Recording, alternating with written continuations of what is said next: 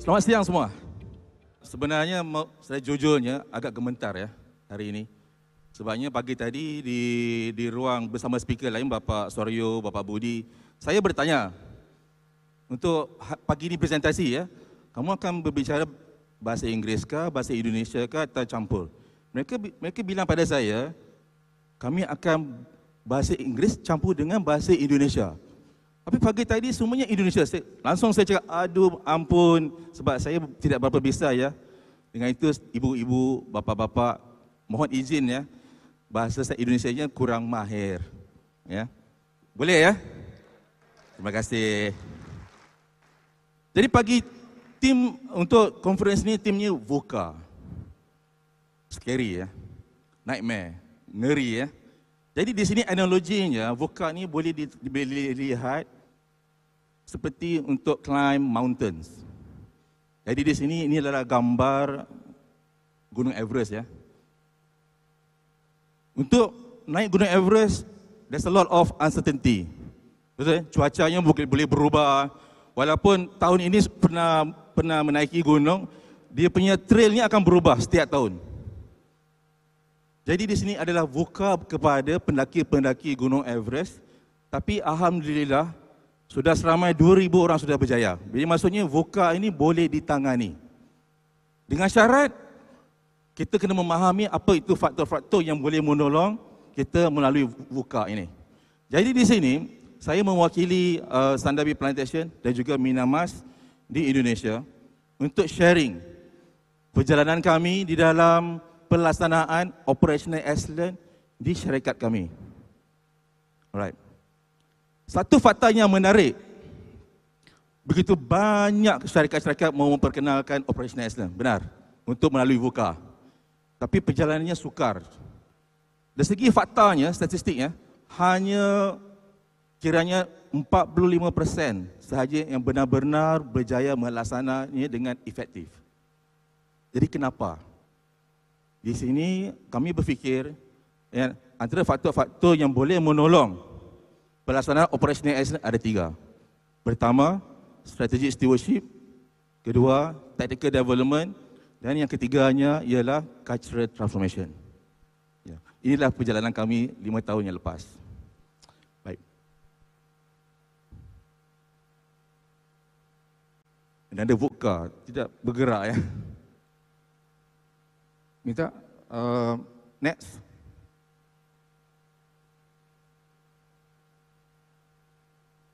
Next slide please.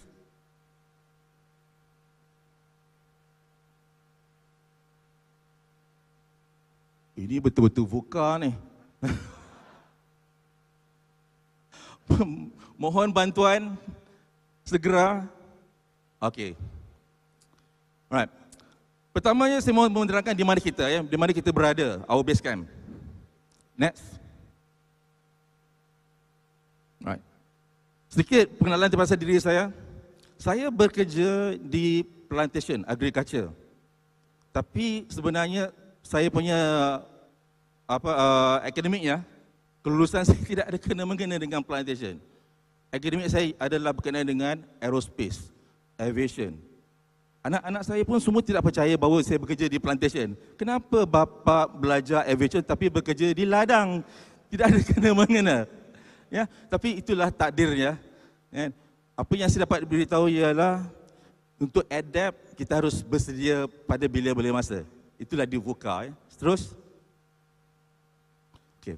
Inilah Sandabi Plantation. Jadi di Malaysia ya kami dipanggil Sandabi Plantation. Di Indonesia kami diwakili sebagai Minamas Plantation. So siapa kami? Kami adalah the world largest sustainable palm oil producer. Dengan net profitnya 14 bilion juta ringgit dan juga dia punya profitnya adalah 1.7 bilion. Ada 4 industri di sini.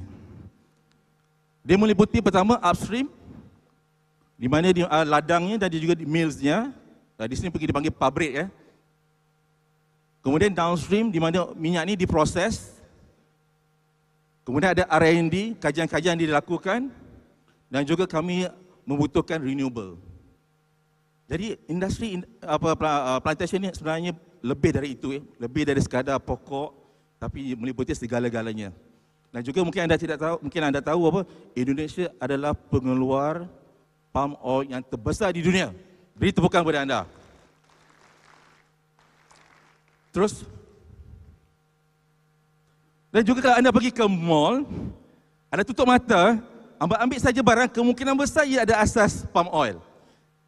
Kalau kamu tengok perhati di situ, malah Coca-Cola, Fanta Oil pun ada minyak kelapa sawit dalamnya. Saya pun baru tahu. Jadi begitu besarnya sumbangan minyak kelapa sawit di dalam dunia, ya. Jadi di sini maksudnya perusahaan ini harus dikekalkan, harus dimajukan lagi, harus diperkasakan supaya potensinya besar. Ya. Terus, so di mana kami 5 tahun yang dulu? In term of the productivity benefit ataupun improvement benefit yang kita declare dari tahun ke tahun, ia adalah 15 juta setahun. And nobody question whether this one is good enough for Sanabi or not. And other than that is, tidak ada blueprint atau roadmap, hala tuju operational excellence atau continuous improvement di dalam syarikat kami. Ada what we call small improvement dibuat oleh kaki tangan karyawan-karyawan merata-rata, tapi tidak ada hala tuju yang bersama-sama. Seperti yang dicanangkan di sini, bersama kita bisa, itu tidak ada lagi. Ya. Jadi di sini 5 tahun yang lepas kami dipanggil dan dipersoalkan, adakah 15 juta ini cukup untuk Sanabi or not? Ya. Jadi terus, next. Kenapa keluar Thanos Avengers, ya? Jadi VUCA ini sebenarnya tidak bedanya dengan cerita superhero, ya. So di dalam Avengers, VUCA dia ialah Thanos. To beat Thanos, adakah cukup hanya ada Steve Rogers, which is Captain America, atau Tony Stark, kan?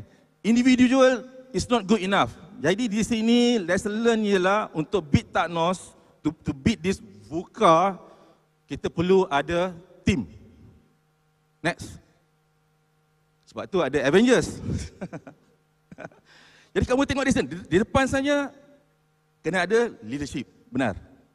Kena ada leadership yang create dia punya vision, mission, yang akan memberitahu bila team down, no, we can do this. Bersama kita bisa, kita boleh lakukan. We got this. Kena ada susuk badannya begitu, ya. Sebab VUCA ini memang ada up and down. Tidak yang mudah. Kemudian di belakangnya ada dia punya pendukung-pendukungnya. Kamu lihat di situ, ada yang pakar teknologinya, Tony Stark. Kamu lihat juga di belakang sana, ada yang berbadan besar-besar, warna hijau, The Hulk, yang perkasa, yang mempunyai kekuatan. Dan juga tidak lupa, ya, di setiap sukses ada seorang ataupun beberapa wanita. Jadi ada wanita di belakangnya juga. Tepukan kepada wanita. Sama juga pada kami, ya. Next. Kami mempunyai visi pada ketika itu, dengan pelajaran inovasi, kami berkata kami akan deliver sebanyak 775 juta. Daripada 15 juta ke 775 juta. Tiba-tiba pada masa itu, pihak manajemen terus membuka mata, berhenti bermain dengan handphone. Benarkah? Bagaimana? Jadi di sini, saya nak sampaikan di sini, bagi pihak pengurusan is always about apa dia? Money, duit. Nombor 2 apa? Tetap duit. Nombor 3 pun duit juga. Tapi kita tidak boleh salahkan mereka, ya. Itulah KPI-nya. It's about how to make money. Kalau tidak buat money, bagaimana untuk mengekalkan syarikat, ya? Jadi itu adalah language-nya, ya. Bahasanya untuk pihak pengurusan. Bahasa untuk middle management, kita cakap ia boleh menolong KPI operasi. Untuk workers, karyawan-karyawan, kita kena berbahasa boleh menolong memudahkan pekerjaan. Boleh mengekalkan nilai pekerjaan, bonus, yang sekian-sekian. Jadi di sini kami belajar di mana dahulunya bila kita jumpa dengan management, kamu bayangkan, ini semua adalah pengurusan. Yang keluar dari mulut saya, Lean Six Sigma pasal Toyota. Six Sigma pasal 3.4 defect per million. Oh, habis ya, tutup. Tidak ada connection. Sebab apa? Itu bukan bahasa perniagaan. Jadi sini permulaannya, ya, the turning point of our approach. Next. Terus. Ya. So 3 benda. Yang pertama, terus. Apa itu strategic stewardship? Langkah yang pertama, strategic stewardship, terus. Ya. Strategic stewardship is about untuk mengkreatkan vision dan bagaimana untuk dapatkan komitmen. Bagaimana untuk memobilisasikan karyawan-karyawan, segala karyawan daripada pihak manajemen, middle management dan segala karyawan yang ada dalam syarikat untuk sama-sama mendukung vision ini. Tidak mudah. Saya fikir kalau siapa cakap mudah, saya rasa ia sudah bohong. Tidak mudah. Realitinya kenyataan ini ialah sukar. Tapi ada caranya ya untuk membuatnya. Untuk membuatnya ada 3 benda. Yang pertama ialah create a real target that meaningful to the organisation, yang penting kepada organisasi. Come with a roadmap, sebab karyawan berhak mengetahui bagaimana perjalanannya, apa yang perlu dilakukan. Kalau tidak ada itu, sukar untuk mengambil langkah seterusnya. Dan juga kena ada roadmap, sebab roadmap ini untuk address different industry. Seperti tadi di plantation ada 4 ya. Ada upstream, downstream, R&D dengan management. Tidak boleh hanya satu. There's no one size fits all. Impossible. So kena ada perbeza-bedanya 4 untuk mendukung ini. Dan seterusnya policies dengan reporting assurance. So apa dia di sini? Terus. Okay, bagaimana untuk membuat target, blueprint, roadmap and establishment? Terus, strategi dengan target. Langkah yang pertama ialah untuk memperbetulkan maksud operational excellence or Lean Six Sigma or continuous improvement.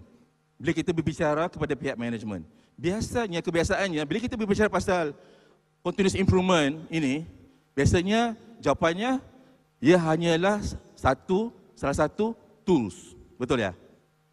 Kan? Ia hanyalah salah satu cara untuk memperbaiki keadaan. Jadi di sini bila bicaranya hanya nampak tak dia menjadi kurang kurang ada dia punya language bisnesnya. Jadi kita kena tukar bahawa continuous improvement, operational excellence, innovation adalah berkenaan dengan business strategy. Bila cakap business strategy, suddenly dapat attention ya. Beda dia punya semangatnya. Bagaimana? Dengan memperkenalkan program-program continuous improvement, innovation, Lean ke, Six Sigma ke, Kaizen ke, TRIS ke, whatever it is. Tapi the most important thing is a business strategy. Sebab apa? Sebab ia menolong to improve the revenue and reduce the cost. So you have a better profit margin. Benar? It's a business ya. Jadi bapa-bapa, ibu-ibu yang menceburi dunia continuous improvement, jangan merasa rendah diri. Tugas anda, tanggungjawab anda sebenarnya besar. Sama macam CEO sebenarnya. Benar? Betul tak? Jadi ini yang kita cuba ubah ya. Next. Jadi persoalannya, bagaimana mau set target ya? Alhamdulillah, entah macam mana tiba-tiba di dalam research kami berjumpa dengan satu ayat di situ. Di dalam IC Smart Magazine. Diberitahu di situ, LSS deployment, continuous improvement deployment, kalau dibuatnya secara yang betul ya, potensinya adalah 2% kepada total revenue sesebuah syarikat. Dan menariknya ialah 53% of the Fortune 500 company able to do it. Jadi maksudnya bisa dilakukan. Kan? Dan potensinya amat besar. Jadi di sini 15 juta untuk Sandabi, kami pun merasa syok sendiri. Tapi sebenarnya potensinya ialah 800 juta. Kalau kamu 2% kali dengan 40 bilion revenue pada masa itu.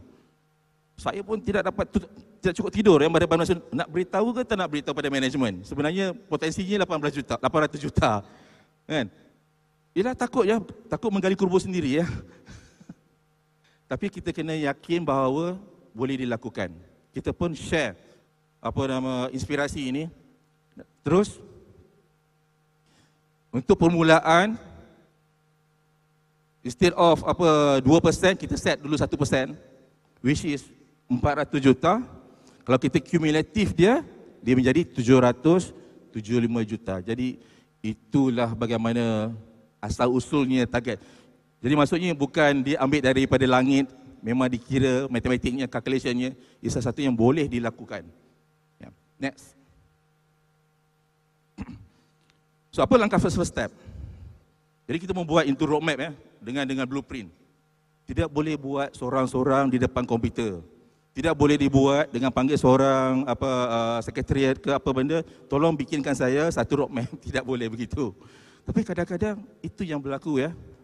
Kita panggil satu dua orang, pergi buat table search, dan pergi adapt some of the deployment daripada syarikat lain. Nah, inilah dia. Itulah satu kesilapan yang besar. Sebab syarikat-syarikat ibu-ibu, bapa-bapa ada dia punya uniqueness. Langkah pertama ialah seperti tadi, yes and be rejected. Itu biasa. Apa langkah seterusnya ialah memberi penerangan. Tidak, target ini bukan datang dari langit, daripada kajian dan sekian. Dia boleh lakukan begini. Oh, bersama kita bisa. Jadi mereka pun membuat satu roadmap dan terhasil. Jadi apa yang saya share pada hari ini adalah roadmap dan blueprint daripada idea-idea dari karyawan di dalam syarikat. Next. Ini adalah the basic roadmap yang awal-awal yang kami keluarkan. Ya.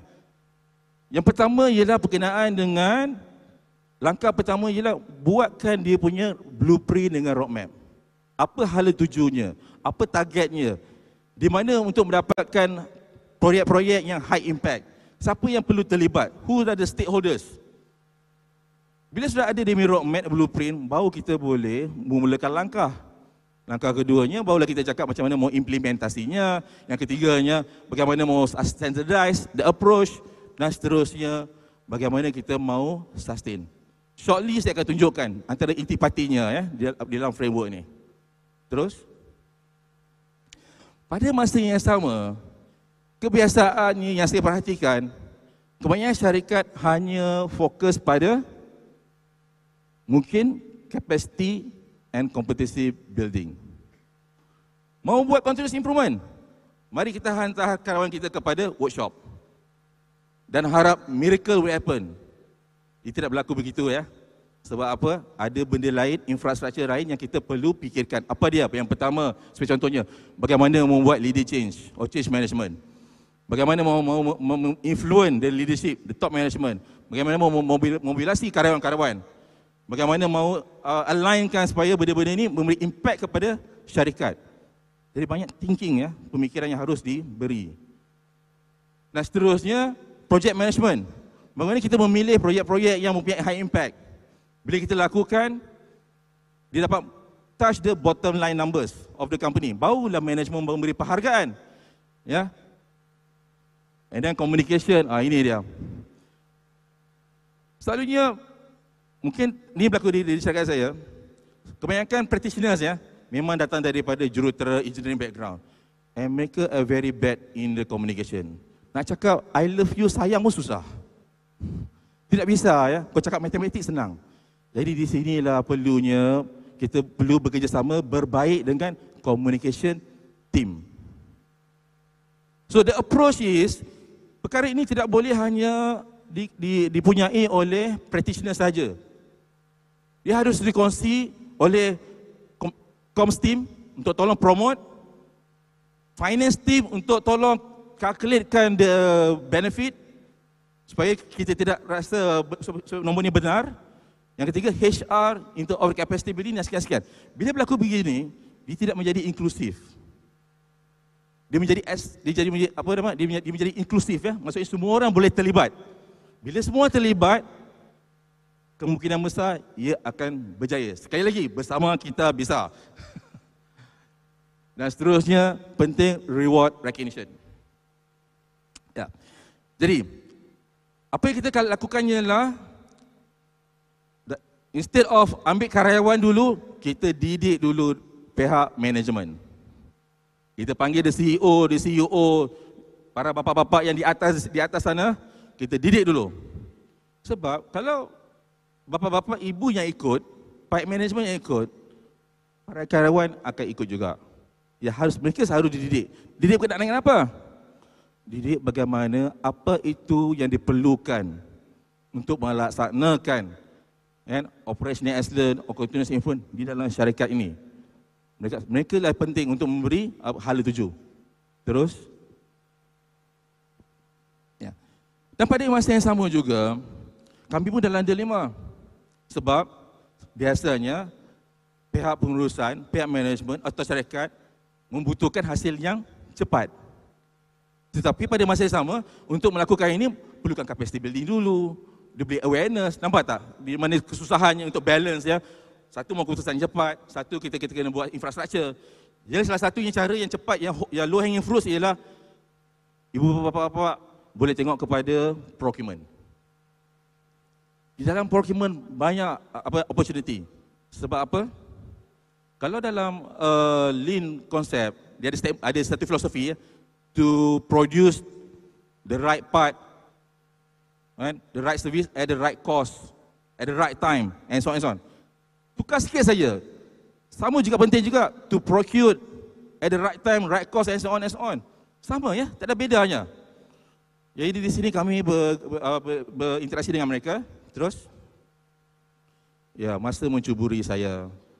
Bermula pun agak lambat, tapi tidak diberi masa yang secukupnya. Itulah VUCA. Ya. Payah. Jadi di sini operational excellence satu kita cakap is a business strategy. Tapi pada masa sama, dia mempunyai erti yang lebih besar. Ya, yang lebih holistik. Ya, kepada tanggungjawab kita kepada bumi, tanggungjawab kita kepada karyawan dan tanggungjawab kita kepada penciptanya. Itu yang sangat-sangat saya rasa yang kami fikir yang mempunyai satu benda yang lebih penting. Sebab melalui operational excellence kita dapat tolong tengok resource of consumption dan juga reduce the amount of wastages. Limbah ya. Bila limbah dikurangkan, bumi akan dapat survive. Ya. Pada masa sama, people, banyak projek-projek sebenarnya boleh tuju kepada bukan hanya kepada cost, tapi juga kepada safety, keselamatan dan sekian-sekian. Ya. Jadi di sini saya di sini berkata bahawa operational excellence continuous mempunyai role yang lebih besar, bukan hanya kepada prosperity. Next. Terus, untuk membuktikan komitmen, kami ada memberi 3 charter. Saya minta maaf, saya kena laju kali ini. Next. Policy, next. Dan seperti yang diberitahu, kita ada dekat 200 lebih OUs, kilang. Ya, office dekat 300. Jadi, challenges dia macam mana untuk sustain perkara ini ya. Jadi di sini kami memperkenalkan assessment, yearly assessment. Reset to zero every year. Jadi maksudnya satu syarikat untuk mengekalkan dia punya progress, dia kena dapat rating 3. Maksudnya continuously project completion and benefit reporting. So it help us. Next. Dan juga selagi aktiviti operational excellence, continuous improvement, transformation tidak ditransfer visible di dalam annual report, selagi itulah karyawan akan cakap mungkin ini tidak penting untuk syarikat itu. Kena ada position begitu ya. Jadi di sini kami position di dalam annual report. Annual report yang baru saja keluar. Jadi ibu-ibu, bapa-bapa jika sudi boleh download. Kan? Annual report Sadabi, di dalam tu ada 4 pages berkenaan dengan transformation, continuous improvement. Segala-galanya di situ dan juga keputusan yang terbaru berkenaan dengan nilai benefitnya. Next. Zaman sekarang, zaman milenial, sangat suka dengan spotlight. Di mana-mana pergi mereka akan ambil selfie, Instagram, Kalau mau pergi kafe, kalau saya ajar rakan-rakan karyawan di sana pergi kafe, dia cakap, "Bapak kalau boleh bawa kami ke hipster punya kafe." Sebab apa? Instagramable punya kafe. Nampak tak? Jadi kita pun kena align. Untuk mendapat sambutan dari karyawan, bagi spotlight. Mereka akan bertambah bersemangat. Terus, lanjut. Itu strategy stewardship. Tactical development is about the skill and the competency. Apa dia? Terus, pertama, hasilkan sebanyak mana mungkin internal coaches. Sebab internal coaches akan membantu menerbitkan lebih banyak practitioners. Next. Gunakan mereka untuk menghasilkan lebih banyak practitioner yang mempercayai hal tujuh ini. Terus, dan juga kita percaya tidak ada satu ubat untuk segala-galanya. Impossible. Kan? Tidak mungkin satu benda yang mudah seperti headache, sakit kepala, tiba-tiba doktor cakap kepada kamu kena pergi buat operation. Tidak masuk akal ya. Dan juga vice versa. Kalau kita ada kanser, jumpa dengan doktor cakap, "Oh, kamu makan ini Panadol sudah okey." Jadi di sini perlu segala-galanya, kan? Diperkenalkan. Terus 8 type of stages, terus guideline modul pun kena diperkenalkan, kan? Bagaimana untuk melakukan satu training yang bagus, bagaimana untuk mengira benefitnya, terus. Dan satu aktiviti yang sangat penting ialah di sinilah di mana kita boleh mengenal high impact project. Get involvement from the stakeholders, process owner, the business leaders untuk prioritize. Yang cakap, ya inilah list projek untuk tahun ini, saya akan sign dan para practitioner akan mendukungnya. Ya.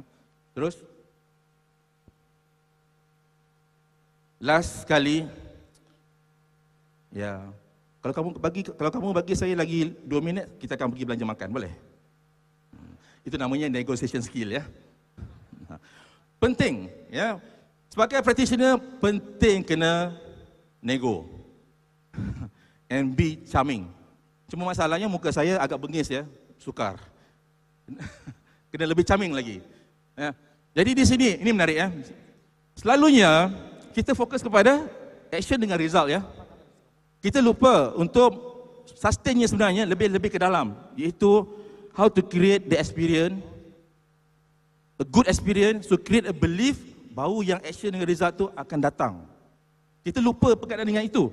Contohnya, kita cakap projek-projek ini penting ya, tapi bila dibuat presentasi ya, pihak management tidak hadir. Jadi apa experience-nya? Experience menyatakan bahawa pihak management tidak hadir, mungkin tidak penting. Benar. So, it create belief, untuk apa saya buat lakukan ini? Jadi, action dengan result tidak ada. Ini sesuatu yang ibu-ibu, bapa-bapa boleh fikir lebih lanjut ya. Next. Deliver result, ini semua ini mindset, penting pemula di sini. Terus, ini bagaimana kami pergi setiap OUs, walk on ways, next. Okey. Selalu kita berfikir pasal Lean dengan Six Sigma. Sebenarnya ada majoriti yang tidak sebenarnya gemar di antara duanya. Mereka hanya menggunakan common sense. Jadi common sense, this is where kita kena introduce Kaizen.